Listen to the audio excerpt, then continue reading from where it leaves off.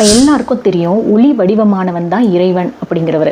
அந்த இறைவன் அடையிறதுக்கு மிகச்சிறந்த ஒரு எளிய முறை இருக்குது, அதுதான் அன்னதானம். இந்த சிவராத்திரிக்கு நீங்கள் கண் விழித்து இருக்கிறத காட்டிலும் நீங்கள் எத்தனை பேருக்கு அன்னதானம் பண்ணுறீங்களோ அத்தனையும் புண்ணியமாக சேரும். அப்படி என்னதான் இருக்குது அன்னதானம் செய்கிறதுல அப்படின்னு நினைக்கிறவங்க இந்த வீடியோவை தொடர்ந்து கேளுங்க.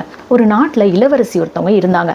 அந்த இளவரசிக்கு எப்பவுமே பூஜையெல்லாம் முடிச்சுட்டு அன்னதானம் பண்ணுறது வழக்கமாக இருந்தது.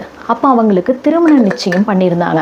தன்னுடைய மாமனார் கிட்ட அந்த இளவரசி கேட்டாங்களாம், நான் திருமணத்துக்கு பிறகும் இந்த மாதிரி அன்னதானம் பண்ணணும், அதுக்கு சம்மதிப்பீங்களா அப்படின்னு. அப்போ அந்த பெரியவரும் சரி அப்படின்னு சொல்லி சம்மதம் கொடுத்ததுனால அவங்க திருமணத்துக்கு ஒத்துக்கிட்டு திருமணம் செஞ்சுக்கிட்டாங்க. திருமணம் முடிஞ்ச பிறகும் பூஜையெல்லாம் செஞ்சு தினமும் அவங்க அன்னதானம் பண்ணாங்களாம். அப்போ ஒரு நாள் அந்த இளவரசனுக்கு மரண காலம் வந்துருச்சு. இவரை ஒரு காளமாடு முட்டுறதுனால அவர் இறக்க போகிறாரு அப்படின்றது தான் யம தர்மனோட திட்டம். இது மூலமாக அவர் இறக்க போகிறாரு.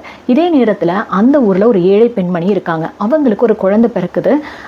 அந்த பெண்மணியோட கணவர் ஒரு குடிகாரன், தன்னுடைய குடும்பத்தை அவர் பார்த்துக்கிறது இல்லை. அதனால் அந்த பெண்மணி தன்னுடைய அப்பா கிட்ட முறையிடுறாங்க. அவங்களுக்கு அம்மா கிடையாது. அப்பா கிட்ட சொல்கிறாங்க, பசியால் என்னோட பிள்ளையும் நானும் ரொம்பவே வாடிட்டுருக்கோம், ரொம்ப வருத்தத்தில் இருக்கோம், அழுதுகிட்டே இருக்கேன் குழந்தை அப்படின்னு சொல்லி கவலையே சொல்கிறாங்க.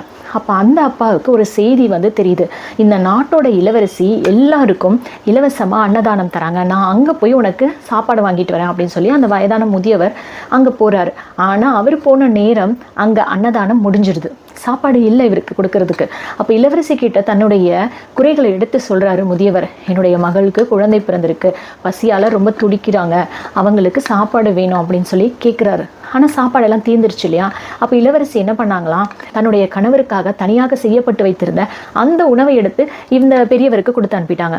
இதை கொண்டு போய் அவருடைய மகளுக்கு கொடுக்கும் பொழுது அவர் சொன்னாராம், இந்த கதையை அப்படியே சொல்கிறாரு, நான் போகும்பொழுது அன்னதானமே முடிஞ்சிடுச்சு, சாப்பாடே இல்லை, ஆனால் இளவரசி தன்னுடைய கணவருக்கு செஞ்ச அந்த சாப்பாடை உனக்காக கொடுத்து விட்டுருக்காங்க, இந்த அன்பளிப்பை நீ எப்பவும் மறக்கக்கூடாது அப்படின்னு சொல்லி கொடுத்தாங்களாம்.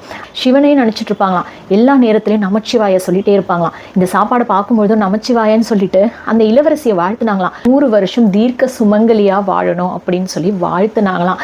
அந்த வாழ்த்து அப்படியே பழிச்சுதான் பாருங்களேன். அந்த யம தர்மன் அனுப்புனார் இல்லையா காளமாடு முட்டுறதுக்காக, அந்த காளமாடு வேற திசை நோக்கி போயிடுச்சு. இவங்களுடைய பிரார்த்தனையால சிவலோகத்தில் இருந்த சிவகணங்கள் ஓடி வந்து இளவரசனை பிடிக்க வந்து யம தூதர்களை அடிச்சு விரட்டிட்டாங்களாம்.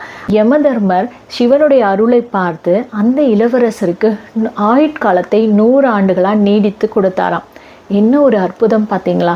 எந்த ஒரு உயிருக்கும் பசின்றது ரொம்பவே கொடுமையான விஷயம்ங்க. அதனால் நீங்கள் பசியை போக்கக்கூடிய அன்னதானம் செய்கிறது ரொம்பவே புனிதமான செயல். இந்த சிவராத்திரிக்கு நீங்கள் யாரெல்லாம் அன்னதானம் பண்ணுறீங்க அப்படின்றத கமெண்ட்டில் சொல்லுங்கள்.